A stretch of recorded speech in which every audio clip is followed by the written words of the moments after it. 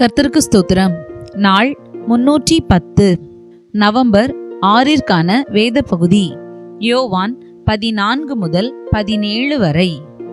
அதிகாரம் 14. உங்கள் இருதயம் கலங்காதிருப்பதாக.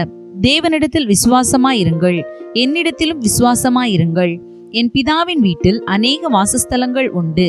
அப்படி இல்லாதிருந்தால் நான் உங்களுக்கு சொல்லியிருப்பேன். ஒரு ஸ்தலத்தை உங்களுக்காக ஆயத்தம் பண்ண போகிறேன். நான் போய் உங்களுக்காக ஸ்தலத்தை ஆயத்தம் பண்ணின பின்பு நான் இருக்கிற இடத்திலே நீங்களும் இருக்கும்படி நான் மறுபடியும் வந்து உங்களை என்னிடத்தில் சேர்த்து கொள்ளுவேன். நான் போகிற இடத்தை அறிந்திருக்கிறீர்கள், வழியையும் அறிந்திருக்கிறீர்கள் என்றார். தோமா அவரை நோக்கி, ஆண்டவரே, நீர் போகிற இடத்தை அறியோமே, வழியை நாங்கள் எப்படி அறிவோம் என்றான். அதற்கு இயேசு, நானே வழியும் சத்தியமும் ஜீவனுமாயிருக்கிறேன். என்னாலே அல்லாமல் ஒருவனும் பிதாவினிடத்தில் வரான். என்னை அறிந்தீர்களானால் என் பிதாவையும் அறிந்திருப்பீர்கள். இது முதல் நீங்கள் அவரை அறிந்தும் அவரை கண்டும் இருக்கிறீர்கள் என்றார். பிலிப்பு அவரை நோக்கி, ஆண்டவரே, பிதாவை எங்களுக்கு காண்பியும், அது எங்களுக்கு போதும் என்றான். அதற்கு இயேசு, பிலிப்புவே, இவ்வளவு காலம் நான் உங்களுடனே கூட இருந்தும் நீ என்னை அறியவில்லையா? என்னை கண்டவன் பிதாவை கண்டான். அப்படி இருக்க பிதாவை எங்களுக்கு காண்பியும் என்று நீ எப்படி சொல்லுகிறாய்? நான் பிதாவிலும் பிதா என்னிலும் இருக்கிறதை நீ விசுவாசிக்கிறதில்லையா? நான் உங்களுடனே சொல்லுகிற வசனங்களை என் சுயமாய் சொல்லவில்லை. என்னிடத்தில் வாசமாயிருக்கிற பிதாவானவரே இந்த கிரியைகளை செய்து வருகிறார். நான் பிதாவிலும் பிதா என்னிலும் இருக்கிறதை நம்புங்கள். அப்படி இல்லாவிட்டாலும் என் கிரியைகளின் நிமித்தமாவது என்னை நம்புங்கள். மெய்யாகவே மெய்யாகவே நான் உங்களுக்கு சொல்லுகிறேன், நான் என் பிதாவினிடத்திற்கு போகிறபடியினால் என்னை விசுவாசிக்கிறவன் நான் செய்கிற கிரியைகளை தானும் செய்வான், இவைகளை பார்க்கிலும் பெரிய கிரியைகளையும் செய்வான். நீங்கள் என் நாமத்தினாலே எதை கேட்பீர்களோ குமாரனில் பிதா மகிமைப்படும்படியாக அதை செய்வேன். என் நாமத்தினாலே நீங்கள் எதை கேட்டாலும் அதை நான் செய்வேன். நீங்கள் என்னிடத்தில் அன்பாயிருந்தால் என் கற்பனைகளை கை கொள்ளுங்கள். நான் பிதாவை வேண்டிக் கொள்ளுவேன், அப்பொழுது என்றென்றைக்கும் உங்களுடனே கூட இருக்கும்படிக்கு சத்திய ஆவியாகிய வேறொரு தேற்றரவாளனை அவர் உங்களுக்கு தந்தருளுவார். உலகம் அந்த சத்திய ஆவியானவரை காணாமலும் அறியாமலும் இருக்கிறபடியால் அவரை பெற்றுக்கொள்ள மாட்டாது.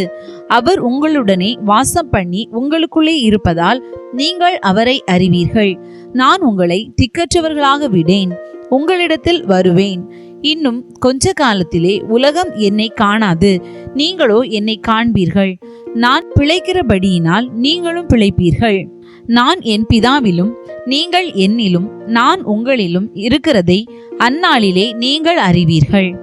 என் கற்பனைகளை பெற்றுக்கொண்டு அவைகளை கை கொள்ளுகிறவனே என்னிடத்தில் அன்பாயிருக்கிறான். என்னிடத்தில் அன்பாயிருக்கிறவன் என் பிதாவுக்கு அன்பாயிருப்பான். நானும் அவனில் அன்பாயிருந்து அவனுக்கு என்னை வெளிப்படுத்துவேன் என்றார்.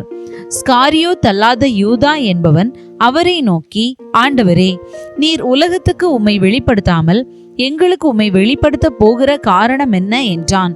இயேசு அவனுக்கு பிரதியுத்தரமாக, ஒருவன் என்னில் அன்பாயிருந்தால் அவன் என் வசனத்தை கை கொள்ளுவான். அவனில் என் பிதா அன்பாயிருப்பார். நாங்கள் அவனிடத்தில் வந்து அவனோடே வாசம் பண்ணுவோம். என்னில் அன்பாயிராதவன் என் வசனங்களை கை கொள்ள மாட்டான். நீங்கள் கேட்கிற வசனம் என்னுடையதாயிராமல் என்னை அனுப்பின பிதாவினுடையதாயிருக்கிறது. நான் உங்களுடனே தங்கி இருக்கையில் அவைகளை உங்களுக்கு சொன்னேன். என் நாமத்தினாலே பிதா அனுப்ப போகிற பரிசுத்த ஆவியாகிய தேற்றரவாளனே எல்லாவற்றையும் உங்களுக்கு போதித்து நான் உங்களுக்கு சொன்ன எல்லாவற்றையும் உங்களுக்கு நினைப்பூட்டுவார். சமாதானத்தை உங்களுக்கு வைத்து போகிறேன், என்னுடைய சமாதானத்தையே உங்களுக்கு கொடுக்கிறேன். உலகம் கொடுக்கிற பிரகாரம் நான் உங்களுக்கு கொடுக்கிறதில்லை. உங்கள் இருதயம் கலங்காமலும் பயப்படாமலும் இருப்பதாக. நான் போவேன் என்றும் திரும்பி உங்களிடத்தில் வருவேன் என்றும் நான் உங்களுடனே சொன்னதை கேட்டீர்களே. நீங்கள் என்னில் அன்புள்ளவர்களாயிருந்தால் பிதாவின் இடத்திற்கு போகிறேன் என்று நான் சொன்னதை குறித்து சந்தோஷப்படுவீர்கள். ஏனெனில் என் பிதா என்னிலும் பெரியவராயிருக்கிறார். இது நடக்கும்போது நீங்கள் விசுவாசிக்கும்படியாக நடப்பதற்கு முன்னமே இதை உங்களுக்கு சொன்னேன்.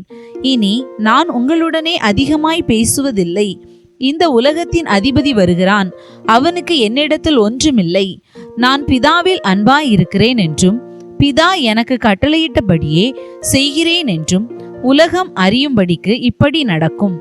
எழுந்திருங்கள், இவ்விடம் விட்டு போவோம் வாருங்கள் என்றார். அதிகாரம் 15. நான் மெய்யான திராட்சை செடி, என் பிதா திராட்சை தோட்டக்காரர். என்னில் கனி கொடாதிருக்கிற கொடி எதுவோ அதை அவர் அறுத்து போடுகிறார். கனி கொடுக்கிற கொடி எதுவோ அது அதிக கனிகளை கொடுக்கும்படி அதை சுத்தம் பண்ணுகிறார். நான் உங்களுக்கு சொன்ன உபதேசத்தினாலே நீங்கள் இப்பொழுது சுத்தமாயிருக்கிறீர்கள். என்னில் நிலைத்திருங்கள், நானும் உங்களில் நிலைத்திருப்பேன்.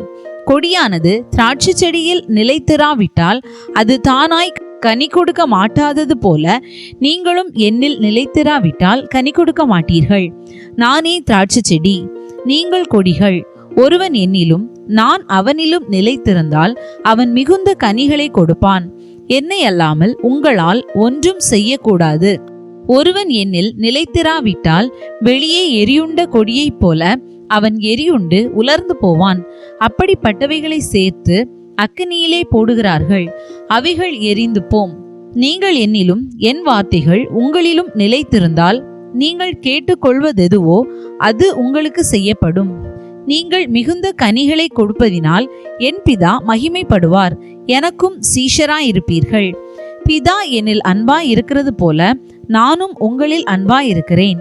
என்னுடைய அன்பிலே நிலைத்திருங்கள்.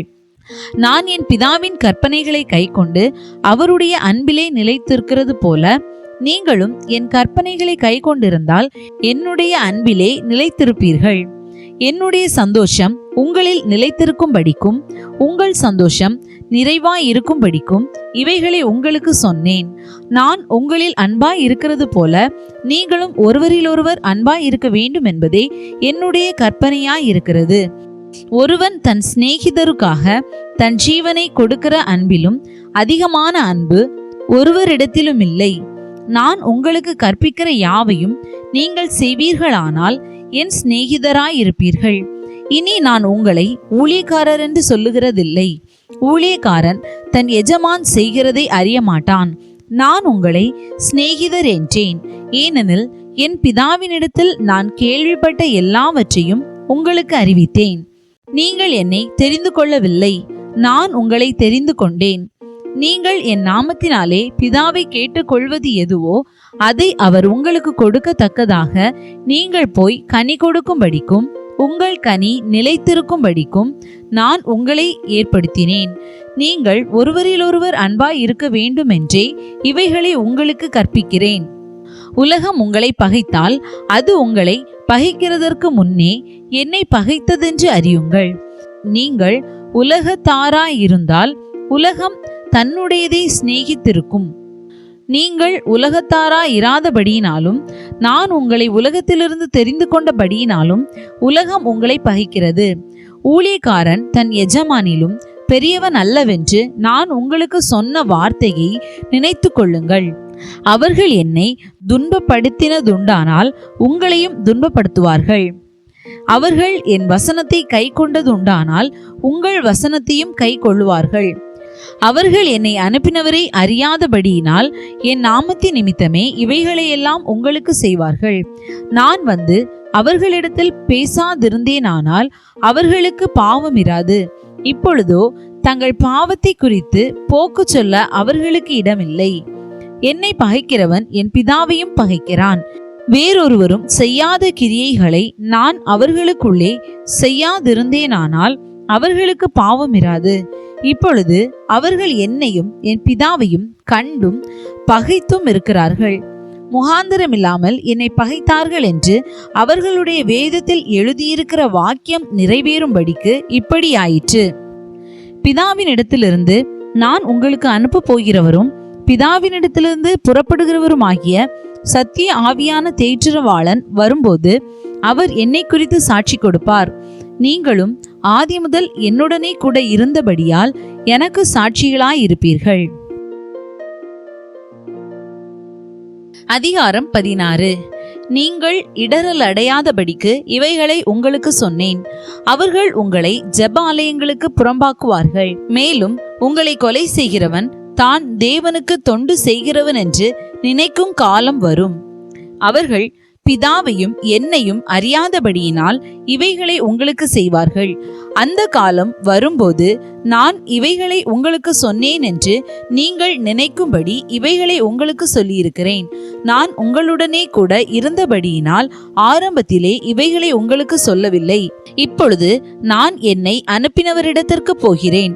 எங்கே போகிறீர் என்று உங்களில் ஒருவனும் என்னை கேட்கவில்லை. ஆனாலும் நான் இவைகளை உங்களுக்கு சொன்னதினால் உங்கள் இருதயம் துக்கத்தால் நிறைந்திருக்கிறது. நான் உங்களுக்கு உண்மையை சொல்லுகிறேன்.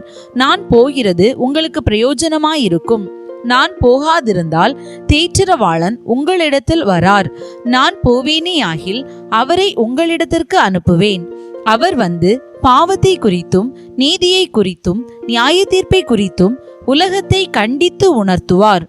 அவர்கள் என்னை விசுவாசியாதபடியினாலே பாவத்தை குறித்தும் நீங்கள் இனி என்னை காணாதபடிக்கு நான் என் பிதாவினிடத்திற்கு போகிறபடியினாலே நீதியை குறித்தும் இந்த உலகத்தின் அதிபதி நியாயம் தீர்க்கப்பட்டதினாலே நியாய தீர்ப்பை குறித்தும் கண்டித்து உணர்த்துவார். இன்னும் அநேக காரியங்களை நான் உங்களுக்கு சொல்ல வேண்டியதாய் இருக்கிறது. அவைகளை நீங்கள் இப்பொழுது தாங்க மாட்டீர்கள். சத்திய ஆவியாகி அவர் வரும்போது சகல சத்தியத்திற்குள்ளும் உங்களை நடத்துவார். அவர் தம்முடைய சுயமாய் பேசாமல் தாம் கேள்விப்பட்டவைகள் யாவையும் சொல்லி வரப்போகிற காரியங்களை உங்களுக்கு அறிவிப்பார். அவர் என்னுடையதில் எடுத்து உங்களுக்கு அறிவிப்பதினால் என்னை மகிமைப்படுத்துவார். பிதாவினுடையவைகள் யாவும் என்னுடையவைகள். அதனாலே அவர் என்னுடையதில் எடுத்து உங்களுக்கு அறிவிப்பார் என்றேன். நான் பிதாவினிடத்திற்கு போகிறபடியினால் கொஞ்ச காலத்திலே என்னை காணாதிருப்பீர்கள், மறுபடியும் கொஞ்ச காலத்திலே என்னை காண்பீர்கள் என்றார். அப்பொழுது அவருடைய சீஷரில் சிலர், நான் பிதாவினிடத்திற்கு போகிறபடியினால் கொஞ்ச காலத்திலே என்னை காணாதிருப்பீர்கள் என்றும் மறுபடியும் கொஞ்ச காலத்திலே என்னை காண்பீர்கள் என்றும் அவர் நம்முடனே சொல்லுகிறதின் கருத்தென்ன என்று தங்களுக்குள்ளே பேசி கொண்டதுமன்றி, கொஞ்ச காலம் என்கிறாரே, இதென்ன? அவர் சொல்லுகிறது இன்னதென்று நமக்கு விளங்கவில்லையே என்றார்கள்.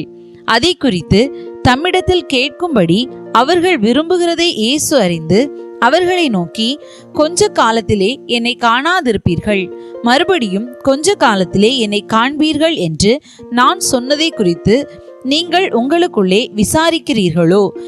மெய்யாகவே மெய்யாகவே நான் உங்களுக்கு சொல்லுகிறேன், நீங்கள் அழுது புலம்புவீர்கள், உலகமோ சந்தோஷப்படும்.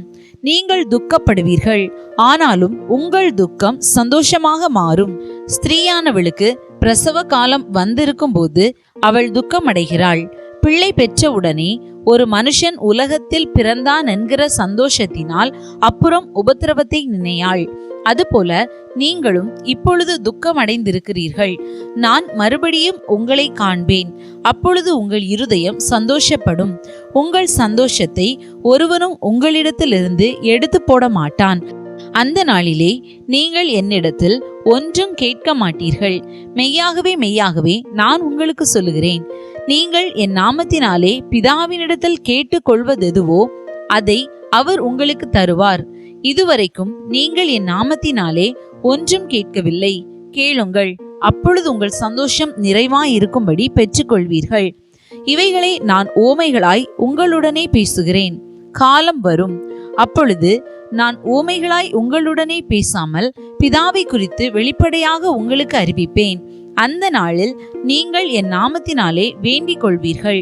உங்களுக்காக பிதாவை நான் கேட்டுக்கொள்வேன் என்று உங்களுக்கு சொல்ல வேண்டியதில்லை.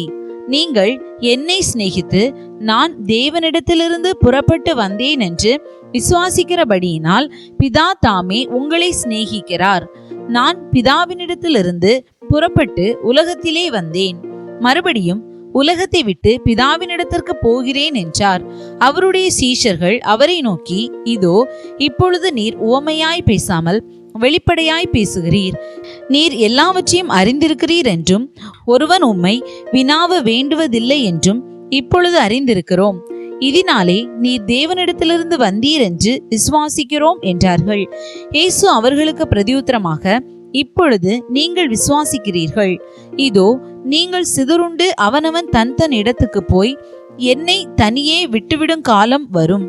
அது இப்பொழுது வந்திருக்கிறது. ஆனாலும் நான் தனித்திரேன், பிதா என்னுடனே கூட இருக்கிறார். என்னிடத்தில் உங்களுக்கு சமாதானம் உண்டாயிருக்கும் பொருட்டு இவைகளை உங்களுக்கு சொன்னேன். உலகத்தில் உங்களுக்கு உபத்திரவம் உண்டு, ஆனாலும் திடன் கொள்ளுங்கள், நான் உலகத்தை ஜெயித்தேன் என்றார். அதிகாரம் 17. இயேசு இவைகளை சொன்ன பின்பு தம்முடைய கண்களை வானத்துக்கு ஏறெடுத்து, பிதாவே, வேளை வந்தது. நீர் உம்முடைய குமாரனுக்கு தந்தருளின யாவருக்கும் அவர் நித்திய ஜீவனை கொடுக்கும் பொருட்டு மாம்சமான யாவர் மேலும் நீர் அவருக்கு அதிகாரம் கொடுத்தபடியே உம்முடைய குமாரன் உம்மை மகிமைப்படுத்தும்படிக்கு நீர் உம்முடைய குமாரனை மகிமைப்படுத்தும். ஒன்றான மெய்தேவனாகிய உம்மையும் நீர் அனுப்பினவராகிய இயேசு கிறிஸ்துவையும் அறிவதே நித்திய ஜீவன். பூமியிலே நான் உம்மை மகிமைப்படுத்தினேன். நான் செய்யும்படி நீர் எனக்கு நியமித்த கிரியையை செய்து முடித்தேன். பிதாவே, உலகம் உண்டாகிறதற்கு முன்னே உம்மிடத்தில் எனக்கு உண்டாயிருந்த மகிமையினாலே இப்பொழுது நீர் என்னை உம்மிடத்திலே மகிமைப்படுத்தும். நீர் உலகத்தில் தெரிந்தெடுத்து எனக்கு தந்த மனுஷருக்கு உம்முடைய நாமத்தை வெளிப்படுத்தினேன். அவர்கள் உம்முடையவர்களாயிருந்தார்கள். அவர்களை எனக்கு தந்தீர். அவர்கள் உம்முடைய வசனத்தை கை கொண்டிருக்கிறார்கள். நீர் எனக்கு தந்தவைகள் எல்லாம் உம்மாலே உண்டாயினவென்று இப்பொழுது அறிந்திருக்கிறார்கள். நீர் எனக்கு கொடுத்த வார்த்தைகளை நான் அவர்களுக்கு கொடுத்தேன். அவர்கள் அவைகளை ஏற்றுக்கொண்டு நான் உம்மிடத்திலிருந்து புறப்பட்டு வந்தேன் என்று நிச்சயமாய் அறிந்து நீர் என்னை அனுப்பினீர் என்று விசுவாசித்திருக்கிறார்கள். நான் அவர்களுக்காக வேண்டிக் கொள்ளுகிறேன், உலகத்துக்காக வேண்டிக் கொள்ளாமல் நீர் எனக்கு தந்தவர்களுக்காக வேண்டிக் கொள்ளுகிறேன். அவர்கள் உம்முடையவர்களாய் இருக்கிறார்களே. என்னுடையவைகள் யாவும் உம்முடையவைகள், உம்முடையவைகள் என்னுடையவைகள். அவர்களில் நான் மகிமைப்பட்டிருக்கிறேன். நான் இனி உலகத்தில் இரேன், இவர்கள் உலகத்தில் இருக்கிறார்கள். நான் உம்மிடத்திற்கு வருகிறேன். பரிசுத்த பிதாவே, நீர் எனக்கு தந்தவர்கள் நம்மை போல ஒன்றாய் இருக்கும்படிக்கு நீர் அவர்களை உம்முடைய நாமத்தினாலே காத்து கொள்ளும். நான் அவர்களுடனே கூட உலகத்தில் இருக்கையில் அவர்களை உம்முடைய நாமத்தினாலே காத்து கொண்டேன். நீர் எனக்கு தந்தவர்களை காத்து கொண்டு வந்தேன். வேத வாக்கியம் நிறைவேறத்தக்கதாக கேட்டின் மகன் கெட்டு போனானே அல்லாமல் அவர்களில் ஒருவனும் கெட்டு போகவில்லை. இப்பொழுது நான் உம்மிடத்திற்கு வருகிறேன். அவர்கள் என் சந்தோஷத்தை நிறைவாய் அடையும்படி உலகத்தில் இருக்கையில் இவைகளை சொல்லுகிறேன். நான் உம்முடைய வார்த்தையை அவர்களுக்கு கொடுத்தேன். நான் உலகத்தான் அல்லாதது போல அவர்களும் உலகத்தார் அல்ல. ஆதலால் உலகம் அவர்களை பகைத்தது. நீர் அவர்களை உலகத்திலிருந்து எடுத்துக்கொள்ளும்படி நான் வேண்டிக் கொள்ளாமல் நீர் அவர்களை தீமையினின்று காக்கும்படி வேண்டிக் கொள்ளுகிறேன். நான் உலகத்தான் அல்லாதது போல அவர்களும் உலகத்தார் அல்ல. உம்முடைய சத்தியத்தினாலே அவர்களை பரிசுத்தமாக்கும். உம்முடைய வசனமே சத்தியம். நீர் என்னை உலகத்தில் அனுப்பினது போல நானும் அவர்களை உலகத்தில் அனுப்புகிறேன். அவர்களும் சத்தியத்தினாலே பரிசுத்தமாக்கப்பட்டவர்களாகும்படி அவர்களுக்காக நான் என்னைத்தானே பரிசுத்தமாக்குகிறேன். நான் இவர்களுக்காக வேண்டிக் கொள்ளுகிறதும் அல்லாமல் இவர்களுடைய வார்த்தையினால் என்னை விசுவாசிக்கிறவர்களுக்காகவும் வேண்டிக் கொள்ளுகிறேன். அவர்கள் எல்லாரும் ஒன்றாயிருக்கவும், பிதாவே, நீர் என்னை அனுப்பினதை உலகம் விசுவாசிக்கிறதற்காக நீர் என்னிலேயும் நான் உம்மிலேயும் இருக்கிறது போல அவர்கள் எல்லாரும் நம்மில் ஒன்றாயிருக்கவும் வேண்டிக் கொள்ளுகிறேன்.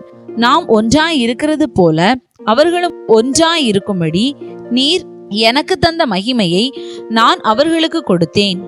ஒருமைப்பாட்டில் அவர்கள் தேறினவர்களாய் இருக்கும்படிக்கும் என்னை நீர் அனுப்பினதையும் நீர் என்னில் அன்பாய் இருக்கிறது போல அவர்களிலும் அன்பாய் இருக்கிறதையும் உலகம் அறியும்படிக்கும் நான் அவர்களிலும் நீர் என்னிலும் இருக்கும்படி வேண்டிக் கொள்ளுகிறேன்.